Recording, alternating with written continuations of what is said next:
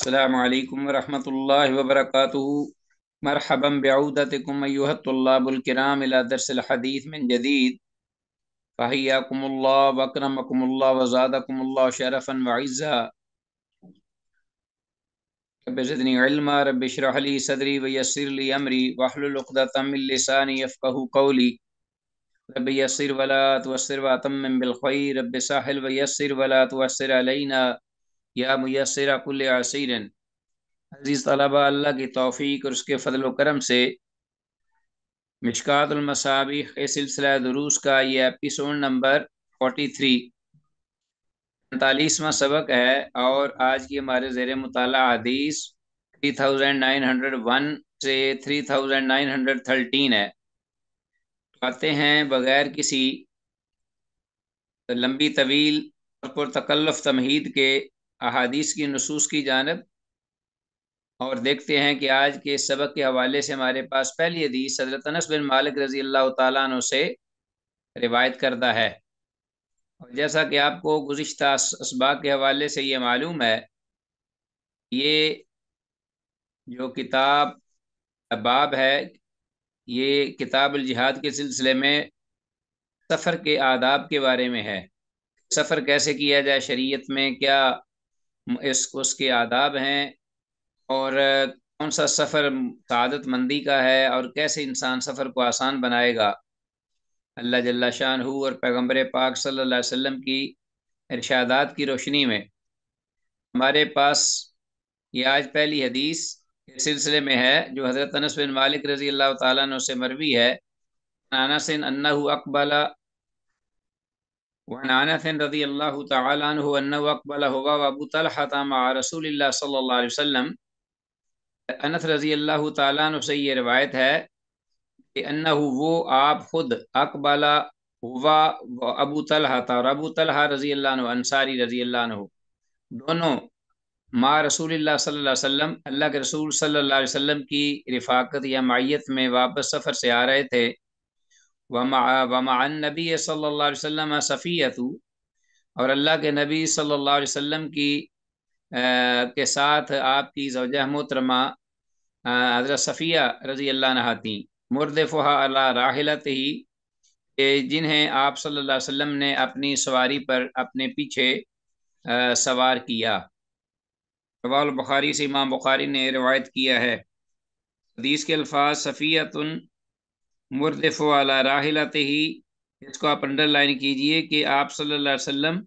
ने हज़रत सफ़िया रज़ी अल्लाह अन्हा को अपनी सवारी पर पीछे बिठाया वो सफ़र में। तो मालूम हुआ कि आप सल्लल्लाहु अलैहि वसल्लम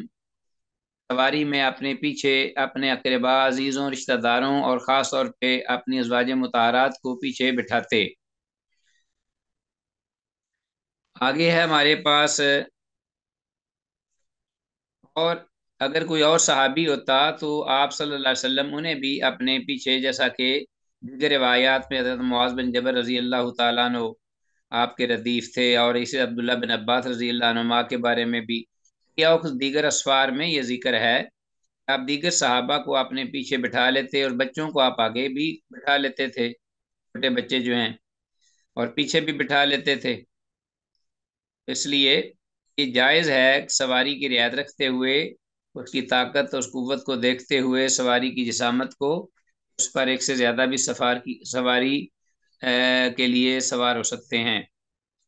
और आइंदा हमारे पास जो नेक्स्ट हदीस है वो है 3902। वान हो अनस रज़ी अल्लाह तआला अन्हु से रिवायत काल, वो कहते हैं काना रसूलुल्लाह सल्लल्लाहु अलैहि वसल्लम, अल्लाह के रसूल सल्लल्लाहु अलैहि वसल्लम ला यत्रुकु अहलहु लैलन, के ला यत्रुकु नहीं आप सल्लल्लाहु अलैहि वसल्लम अपने अहल घर वालों के पास लैलन रात के वक़्त, यानी सफ़र से वापसी के वक़्त आप रात को गुरेज करते थे अपने अहल व इयाल के पास आने से। कुछ यही करते कि सुबह दिन को काश्त के वक़्त, जैसा कि आगे हदीस में आ रहा है, वकान ला यदखुलु इल्ला गुदवतन व अशियतन, और आप सल्लल्लाहु अलैहि वसल्लम नहीं दाखिल हुआ करते थे सफ़र से वापसी पर अपने शहर में या मदीना वगैरह घर में या अपने अहल खाना के यहाँ, मगर इल्ला गुदवतन व अशियतन, या دن کے اول حصے میں پہلے پہر، یا عشی او عشیتن، یا پچھلے دن کے پچھلے پہر عصر کے بعد۔ متفق علیہ ہے، حدیث بھی متفق علیہ ہے اور صحیح ہے۔ حدیث کے الفاظ: وکان رسول اللہ صلی اللہ علیہ وسلم لا یترک اہلہ لیلا، انڈر لائن کیجئے، اور اس کا ترجمہ جیسا کہ میں نے بیان کیا ہے کہ رسول اللہ صلی اللہ علیہ وسلم جب سفر سے واپس آتے تو وہ رات کے وقت اپنے اہل خانہ کے ہاں تشریف لاتے۔ ہاں جی، آگے حدیث ہمارے پاس 3009 جابر رضی اللہ عنہ سے روایت ہے، رسول اللہ صلی اللہ علیہ وسلم نے ارشاد فرمایا، ہاں جی 3904، یہ بھی جابر رضی اللہ عنہ سے ہی روایت ہے، ان نبی صلی اللہ علیہ وسلم قال، اللہ کے نبی صلی اللہ علیہ وسلم نے ارشاد فرمایا، اذا دخلت لیلا، کہ اے جابر جب تو رات کو آئے، لا تدخل علی اہلک، یعنی جب تو رات کے وقت آئے، یعنی شہر میں یا اپنی بستی میں یا قصبہ میں اپنے گھر والوں کے پاس آنے کے لیے واپس سفر سے آئے، لا تدخل علی اہلک، تو اپنے اہل یعنی اپنی خاص طور پر جو بیوی ہے اس کے پاس نہ آ، اس کے پاس نہ جاؤ، اس کے پاس جب تو رات کے وقت شہر میں داخل ہو اپنی اہلیہ کے پاس نہ آؤ، فلا تدخل علی اہلک حتی تستحد المغیبۃ، یہاں تک کہ تستحدو اپنا استعمال کر سکے اپنا ریزر وغیرہ، المغیبۃ وہ خاتون جو کہ جس کا خاوند غائب تھا، یعنی سفر سے واپسی جس کا خامد آیا ہے اور وہ حاضر نہیں تھا، غائب تھا، تو غائب خامد والی جو خاتون ہے وہ اپنی صفائی کر لے، تستحد المغیبہ، وتم تشت الشعثۃ، اور اسی طرح جو جس کے بال بکھرے ہوئے ہیں وہ کنگھی کر لے، وتم تشتا، اور کنگھی کر لے، الشعثۃ بکھرے ہوئے پراگندہ بالوں والی۔ تو یہ اس میں ایک سفر کے آداب ہیں خامد اور بیوی کے مابین، جب خامد گھر سے واپس لوٹے طویل سفر کے بعد۔ رسول اللہ صلی اللہ علیہ وسلم خود بھی ان چیزوں کا خیال رکھتے اور آپ اپنی امت کو بھی تعلیم دیتے تھے۔ تو دن کے وقت آنے میں بہت سے فوائد ہیں، ہاں جی، جیسے بیوی نہا دھو کر زیب و زینت کر لے اور خامد بھی نہا دھو کر صفائی وغیرہ کر لے، تاکہ دونوں ایک دوسرے سے ایک طویل عرصے کے بعد ملنے کے بعد متنفر نہ ہوں۔ اور اسی طرح دن کے وقت عمدہ کھانے کی تیاری کا بھی سامان ہو سکتا ہے، گھر والے یا اہلیہ جو ہیں وہ اپنے خامند کی آمد پر بہتر اچھا کھانا، گرم تازہ فریش کھانا پکائے اور اس کا استقبال کرے، خوش اسلوبی سے، مسکراتے چہرے کے ساتھ، تر و تازگی کے ساتھ۔ خامد کی جو بڑے عرصے کے بعد واپس آیا، اس کی تھکاوٹ، اس کی تکان، اس کی سفر کی صعوبتیں، تھکاوٹیں وہ ختم ہو جائیں، بھول جائیں، تو اس میں ایک محبت کا، عقیدت کا، آپس میں انس کا، غمخواری کا، دردی کا ایک پہلو ہے۔ نمبر 4، اگر پہلے سے گھر والوں کو اطلاع کر چکا ہے تو پھر گھر میں رات کو آنے پر کوئی مذائقہ نہیں، کیونکہ ضروری نہیں ہوتا، بعض افواج یا سفر سے آنے والے لوگ ضروری ان کا شیڈول یا ان کا وقت جو ہے وہ رات کو ہی بنے، بعض اوقات انہیں رات کو آنا پڑتا ہے اور دن کو وہ نہیں آ سکتے، تو ایسے پہ وہ اپنے گھر والوں کو پہلے سے اطلاع کر دے تاکہ وہ آنے پر رات کو بھی اس کے لیے کچھ نہ کچھ انتظام کر سکیں، جیسا کہ آئندہ روایت میں بھی آ رہا ہے کہ اگر پہلے سے اس کو اطلاع کر دے تو پھر رات کو آنے میں بھی کوئی حرج نہیں۔ آتے ہیں ہم اب بقیہ احادیث کی تکمیل کی طرف۔ تو میں یہ حدیث پڑھ رہا تھا جو ہمارے زیر مطالعہ تھی 3910، وعن عمرو بن شعیب عن ابیہ عن جدہ ان رسول اللہ صلی اللہ علیہ وسلم قال الراکب شیطان۔ عمر بن شعیب اپنے باپ سے اور ان کے باپ اپنے دادا سے اور ان کے دادا رضی اللہ عنہما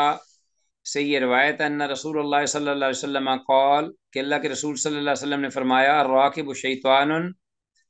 کہ تنہا ایک سفر کرنے والا ایک شیطان ہے، والراکبان شیطانان، اور دو مسافر دو شیطان ہیں،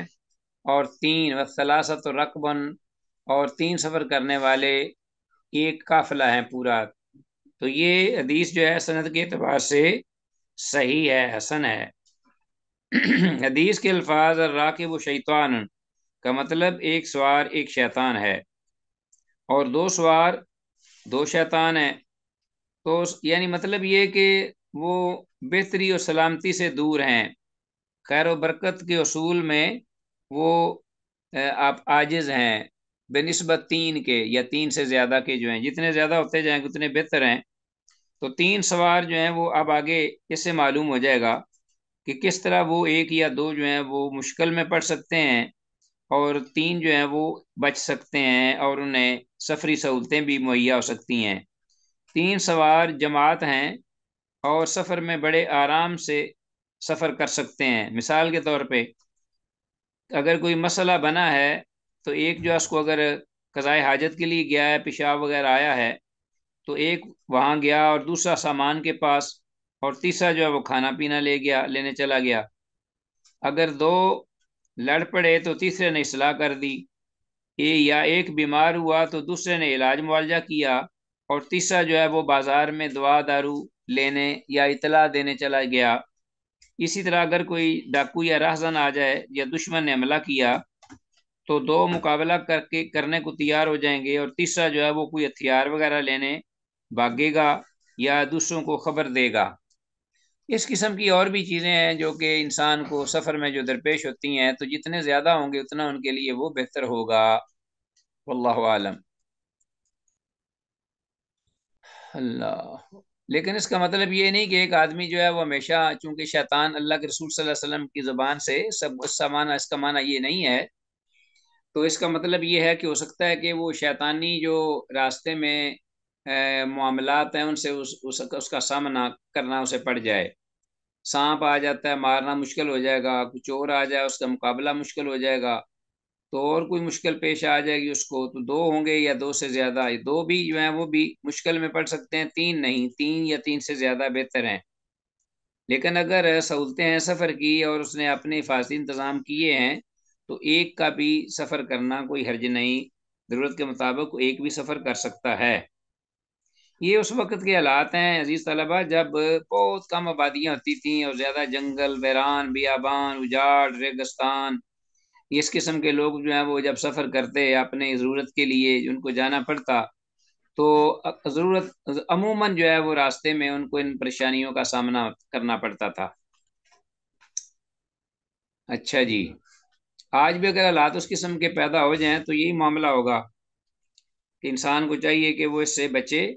ایک اکیلا رات کو اکیلا نہ نکلے سفر کے لیے، اور دوسرا یہ کہ اگر نکلنا ہے تو پھر سر شام 2 کم از کم 3 جو ہے وہ ہوں اور ایک کو امیر بنا لے۔ ابو سعید خدری رضی اللہ عنہ سے روایت آگے ان رسول اللہ صلی اللہ علیہ وسلم قال، اللہ کے رسول صلی اللہ علیہ وسلم نے فرمایا، اذا کان ثلاثۃ فی سفر، جب 3 آدمی جو ہیں وہ ایک سفر میں ہوں، 3 افراد سفر کر رہے ہوں، فلیؤمروا احدهم، تو انہیں چاہیے کہ وہ ان میں سے کسی ایک کو اپنا امیر بنا لے۔ رواه ابو داود، سے ابو داود نے روایت کیا ہے۔ اچھا جی، امیر جو ہے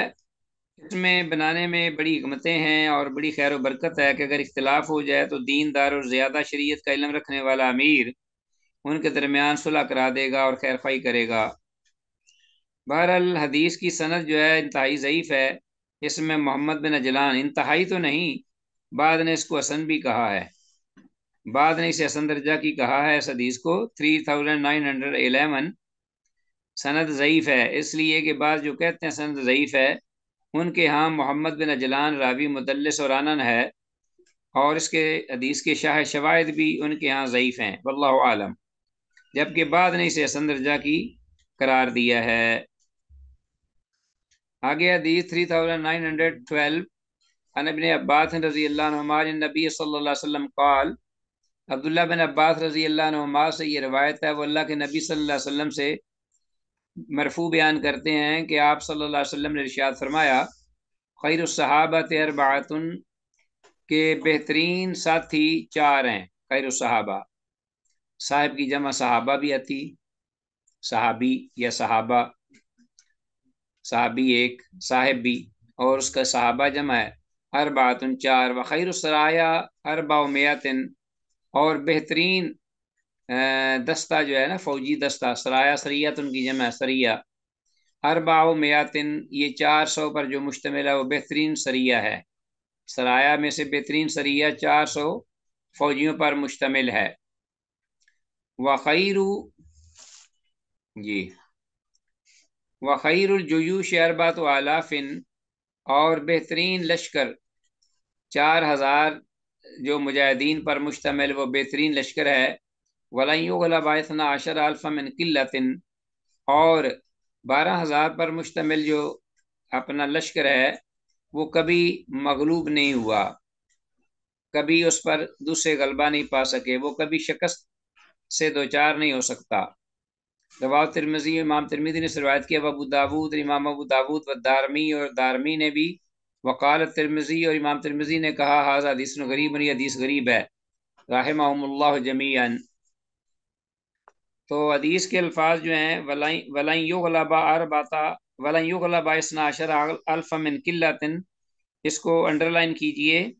اس کا ترجمہ اور مفہوم یہی ہے کہ اتنی تعداد 12,000 پر مشتمل جو ہے وہ اپنی قلت کی وجہ سے، کم تعداد کی وجہ سے کبھی مغلوب نہیں ہو سکتی، اگر ہوگی تو کوئی وجہ ہوگی خاص، جیسے سستی یا ناکارہ پن یا ان کی بزدلی وغیرہ، یا کوئی آسمانی آفت وغیرہ سے دوچار ہو جائیں، اس لیے کہ یہ ایک کافی تعداد ہے لڑنے کے لیے۔ اس کے مخالف جتنے بھی زیادہ تعداد ہو تو وہ اگر یہ مجاہدین صحیح لڑیں جذبے سے، جذبہ جہاد سے سرشار ہو کر، تو کبھی مغلوب نہیں ہو سکتے۔ اسی لیے کہتے ہیں کہ حضرت خالد بن ولید رضی اللہ عنہ نے اسی بنا پر 12,000 کا اپنا لشکر رکھا ہوا تھا، نہ اس سے زیادہ نہ اس سے کم، اور وہ اللہ کی تلوار جہاں بھی جاتے اللہ انہیں فتح عطا کرتے۔ ہاں جی، تو یہ حدیث جو ہے اس کی سند ضعیف ہے، سند میں جریر بن حازم اور زہری دونوں مدلس اور عنن ہیں۔ ٹھیک ہو گیا جی۔ اور خیر الصحابۃ اربعۃ، یعنی بہترین ساتھی 4 ہیں، تو پہلی حدیث میں 3 کا بھی ذکر ہوا ہے، تو 3 بھی بہتر ہیں، اور 4 بھی بہتر ہیں، جتنے زیادہ ہوں گے وہ بہتر ہیں۔ اور یہ جو سرایا، خیر السرایا 400،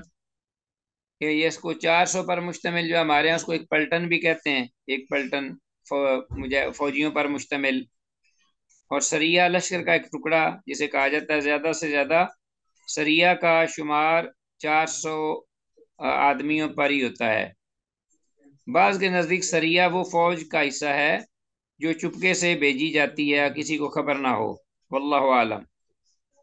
آگے عزیز طلبہ، ہمارے آج کے سبق کی آخری حدیث 3913 ون جابر رضی اللہ عنہ سے روایت ہے، قال، وہ کہتے ہیں، کانا رسول اللہ صلی اللہ علیہ وسلم، کہ اللہ کے رسول صلی اللہ علیہ وسلم تھے، یتخلف فی المسیر، ہاں جی، کہ رسول اللہ صلی اللہ علیہ وسلم یتخلف، پیچھے رہا کرتے تھے، فی المسیر، لشکر کے پیچھے پیچھے چلنے میں پیچھے رہا کرتے تھے، کوئی لشکر جا رہا ہوتا تھا تو آپ صلی اللہ علیہ وسلم آگے جانے کے بجائے پیچھے پیچھے رہتے، فیوزجی الضعیفہ، تو آپ جو کمزور ہوتا تھا لشکر میں ساتھی اس کو چلاتے، یعنی اس کو سہارا دیتے، چلاتے، اس کو انگیخت دلاتے، یا اس کی جو سواری ہوتی تھی اس کو ہانکتے تاکہ وہ سواری جو ہے وہ تیز چلے۔ وَيُرْدِفُ، اور جو ضعیف ہوتا تھا یعنی پیادہ شخص جو تھک جاتا تھا اس کو اپنی سواری پر بھی سوار کر لیتے۔ وَيَدْعُو لَهُمْ، اور ان کے لیے آپ صلی اللہ علیہ وسلم سب کے لیے دعا بھی فرماتے۔ یہ کمانڈر تھا اصل صحیح حقیقی۔ تو حدیث کی سند صحیح ہے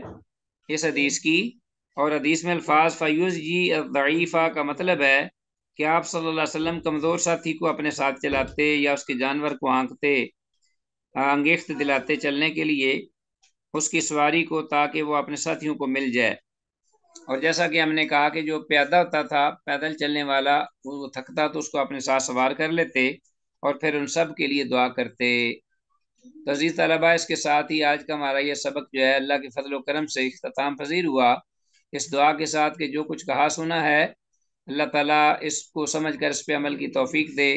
ھذا ما عندی واللہ اعلی وعلم بالصواب۔ السلام علیکم ورحمۃ اللہ وبرکاتہ، وإلی اللقاء۔